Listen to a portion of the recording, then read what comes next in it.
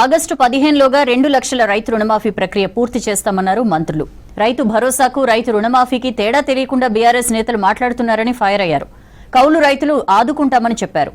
వ్యవసాయ పనిముట్లకు సబ్సిడీ, పంటల బీమా వంటి వాటిని అమలు చేసి రైతులకు అండగా నిలుస్తామన్నారు మినిస్టర్స్.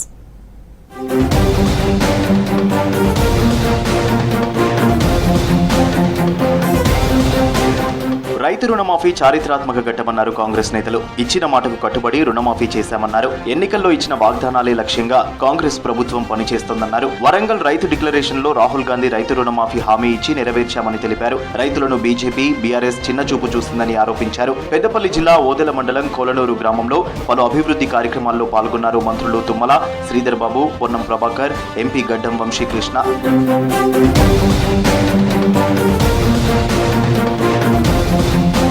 అర్హులైన రైతులకే రైతు భరోసా అందిస్తామన్నారు మంత్రులు. గత బీఆర్ఎస్ సర్కార్ సాగులో లేని భూములకు రైతు బంధు ఇచ్చి ప్రజాధనం వృధా చేసిందని విమర్శించారు. ఇన్కమ్ ట్యాక్స్ ఫైల్ చేసే రైతులకు రైతు భరోసా ఇవ్వరని కొందరు గోబెల్స్ ప్రచారం చేస్తున్నారని ఫైర్ అయ్యారు. కరీంనగర్ లో రైతు భరోసా అభిప్రాయ సేకరణలో పాల్గొన్నారు మంత్రులు. దేశంలో ఎక్కడా లేని విధంగా ఒకేసారి 2 లక్షల రుణమాఫీ చేస్తున్నామని తెలిపారు మంత్రులు.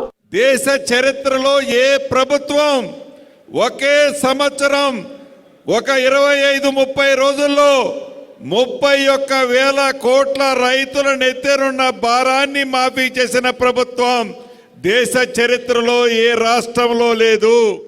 ఎప్పుడైనా గత 10 సంవత్సరాల కాలంలో రైతులతోని ముఖాముఖి మాట్లాడి వారి అభిప్రాయాలను తీసుకునే ఒక విధానాన్ని రూపొందించాలని ఆలోచన వైనంని మర్చిపోయినారు. ఈరోజు రైతుల నుంచి ప్రజాభిప్రాయ సేకరణ చేసుకోవాలి, విధానాన్ని మీ ముందు పెట్టాలని ఆలోచన చేస్తున్న తరుణంలో ఎన్ని కష్టాలున్నా ఈ 31,000 రుణమాఫీయే కాకుండా రేపు రాబోయే రైతు భరోసా కాకుండా ఇప్పుడు పంట నష్టపోయినటువంటి వాళ్ళకి ఏ రకంగా సాయం జరగట్లేదని ఈ సంవత్సరంలోనే పంట నష్టపోయినటువంటి రైతుకి బీమా వచ్చేటట్టుగా దాన్ని కూడా రూపకల్పన చేస్తున్నాం. పంట బీమా పథకం కూడా వస్తుంది అని చెప్పి మీకు ఈ సందర్భంగా మనం చేస్తున్నాం. రైతు భరోసాకు సంబంధించి భిన్నమైనటువంటి అభిప్రాయాలు, ప్రజల యొక్క అభిప్రాయాలు వ్యక్తమవుతున్న సందర్భంగా మంత్రివర్గ ముఖ్యమంత్రి గారి నాయకత్వంలో ఒక సబ్ కమిటీని నియమించి అన్ని జిల్లాలలో రైతుల యొక్క అభిప్రాయాలు తీసుకుంటా ఉంది. గత 10 ఏళ్లుగా ఇరిగేషన్ ప్రాజెక్టులు నీళ్ల కోసం కాకుండా పైసల కోసం కట్టారన్నారు మంత్రి ఉత్తమ్ కుమార్ రెడ్డి. కాళేశ్వరం ప్రాజెక్టు అత్యంత ఘోరమైన తప్పిదమని చెప్పారు. 93,000 కోట్లు ఖర్చు చేసి 1,00,000 ఎకరాలకు కూడా నీళ్లు ఇవ్వలేదని ఆరోపించారు. త్వరలోనే రేషన్ కార్డులు, హెల్త్ కార్డులు వేర్వేరుగా ఇస్తామన్నారు మంత్రి ఉత్తమ్.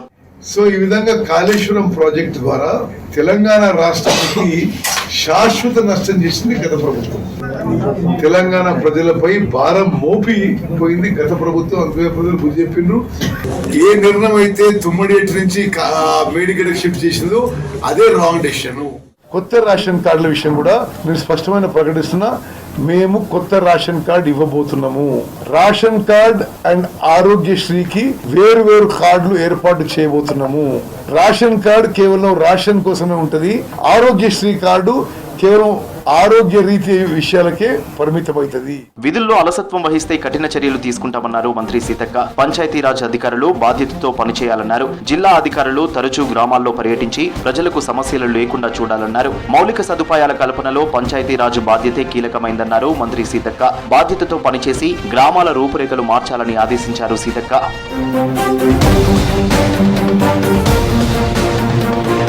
భాగ్యనగరంలో ఆషాఢమాస బోనాల ఉత్సవాలను ఘనంగా నిర్వహిస్తోంది రాష్ట్ర ప్రభుత్వం. ఈ ఏడాది తెలంగాణ ఆషాఢమాస దశాబ్ది బోనాల ఉత్సవాలను ప్రత్యేకంగా నిర్వహిస్తున్నామని చెప్పారు హైదరాబాద్ జిల్లా ఇన్ఛార్జి మినిస్టర్ పొన్నం ప్రభాకర్. ముఖ్యమైన దేవాలయాల్లో ఉత్సవాలకు మంత్రులు పట్టు వస్త్రాలు సమర్పిస్తారని చెప్పారు. గతంలో అధికారులు మాత్రమే పట్టు వస్త్రాలు ఇచ్చే సాంప్రదాయం ఉండేదని గుర్తు చేశారు. ఈసారి ప్రజల సహకారంతో ఉత్సవాలు నిర్వహిస్తూనే మంత్రులను భాగస్వామ్యం చేయడం జరిగిందన్నారు పొన్నం. ఇప్పటికే హైదరాబాద్ నగర వ్యాప్తంగా అన్ని నియోజకవర్గాల్లో చెక్కుల పంపిణీ పూర్తయ్యాయని వివరించారు. గతంలో ఎన్నడూ లేని విధంగా 10% అదనంగా దేవాలయాలకు నిధులు కేటాయించామని చెప్పారు.